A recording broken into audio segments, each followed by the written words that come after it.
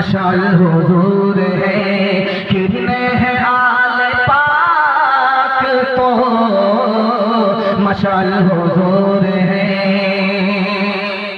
बड़ा खूबसूरत जलसा, बड़ा अजीम मौका, और ये छोटा मजमा हौसले से जवान दिल से दुआ करता हूँ अल्लाह इस जलसे को जमीन से लेकर के आसमान तक कबूल फरमाए।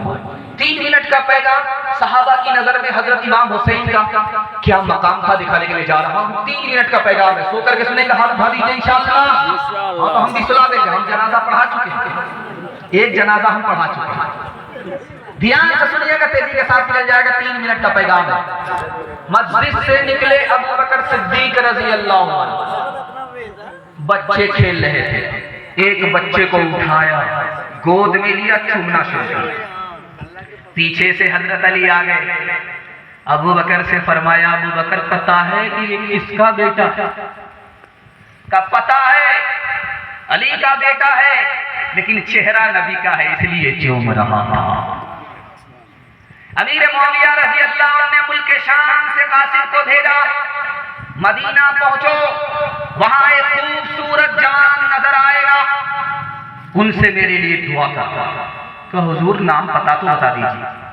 का बेटा तो अली का है, लेकिन अदा नबी की है, नबी की अदा जिस जवान में नजर आए वही हुसैन है। तीसरे नमूने को आपकी खिदमत में रखने के लिए जा रहा हूं। हजरत उमर रज़ी अल्लाह अन्हु ने अपने बेटे को बैतुल माल से वजीफा 2000 दिया और इमाम हुसैन को 5000 वजीफे थे।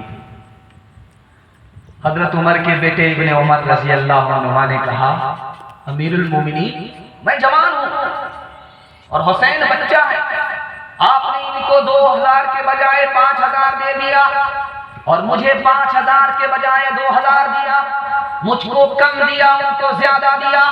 हजरत उमर का जवाब सुनिए, ओ मेरे बेटे, तुम्हें पता नहीं है कि तुम गुलाम हो, गुलाम ज्यादा हो, और हुसैन नबी का शहजादा है। जो इसकी माँ वो तुम्हारी माँ नहीं, जो इसकी नानी वो तुम्हारी नानी नहीं, जो इसके वालिद वो तुम्हारे वालिद नहीं। बेटा हुसैन नबी का शहजादा है, हुसैन से मुकाबला वाला। छोटे बड़े सारे जमात, एक सवाल आया कि बैतुल माल से वजीफा किस बच्चे को मिलेगा? जिसको दांत निकल आए, दूध छोड़ दें, दौड़ने लगे, किस बच्चे को वजीफा मिलेगा? तो सारे बड़े बूढ़े खामोश हो गए, कोई जवाब नहीं आ रहा। हजरत इमाम हुसैन खड़े हुए, कामिरुल मोमिनीन, मैं बच्चा हूं उम्र में, लेकिन आपके सवाल का जवाब दे सकता हूं अगर इजाजत।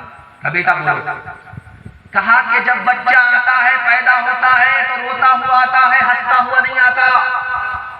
ये रो इसलिए रहा है कि ये रो करके हक मांग रहा है। ये रेडियो बजता ही रहेगा जब तक आप हक इसको नहीं देंगे। हजरत उमर ने कहा, सुभान अल्लाह। अब समझ में आया कि दांत का इंतजार नहीं करना है, दौड़ने का इंतजार नहीं करना है। जैसे ही बच्चा पैदा हो, सरकारी बैतुल माल में बच्चे का वजीफा निकाल। हाथ उठा करके वादा कीजिए, पहले अपने बच्चे को मकतब में भेज करके इमाम हुसैन जैसा कामयाब बच्चा बनाएंगे, उसके बाद डॉक्टर प्रोफेसर बनाने के लिए स्कूल में दाखिल करेंगे। हाथ उठाइए इंशाअल्लाह। लंगड़ा लुल्ला मदरसे में, समझदार स्कूल में। हाथ उठाइए इंशाअल्लाह।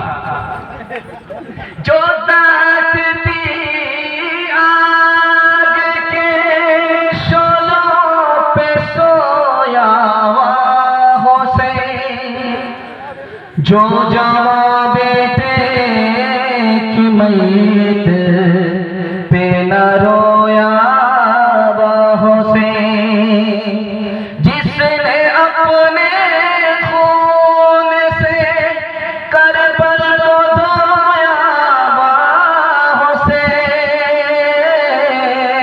हुसैन, जिसने सब कुछ खो के भी कुछ न खोया हुसैन।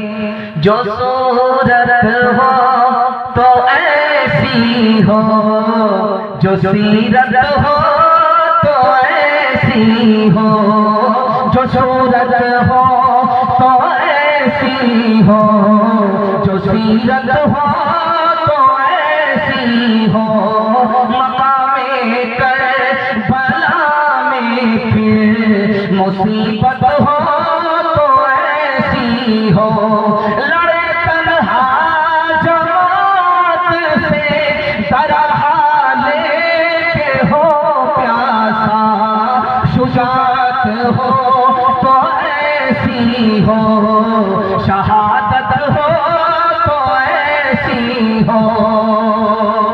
3 मिनट का पैगाम खाता खुला है, बड़ा अच्छा इंशाअल्लाह खात्मा भी अच्छा होगा।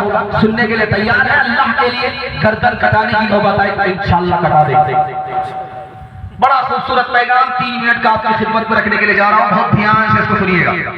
मैंने देखा इस बस्ती में 2 मस्जिद है, देवबंदी बरेलवी की मस्जिद है, लेकिन लोग बटे हुए नहीं है कलमे की बुनियाद पर, मसलक के इख्तलाफ को लोग भूल गए। ये 100 में नहीं, हजारों में, लाखों में एक गांव है। अल्लाह इस इम्तिहान को बाकी रखे। मैं दुआ करता हूँ इस इम्तिहान को अल्लाह ताला मजीद तरक्की दे और इसमें खूब बरकत का हो। 3 मिनट का पैगाम आपकी खिदमत में दूसरी किस्त लेकर जा रहा हूँ, ध्यान से सुनिएगा। जब करबला के मैदान में इमाम हुसैन आए तो बुलाने वाले को देखा कि तलवार लेकर के, अब हैरत में पड़ गए कि भाई तुम बुलाने वाले तलवार लेकर क्यों खड़े हो?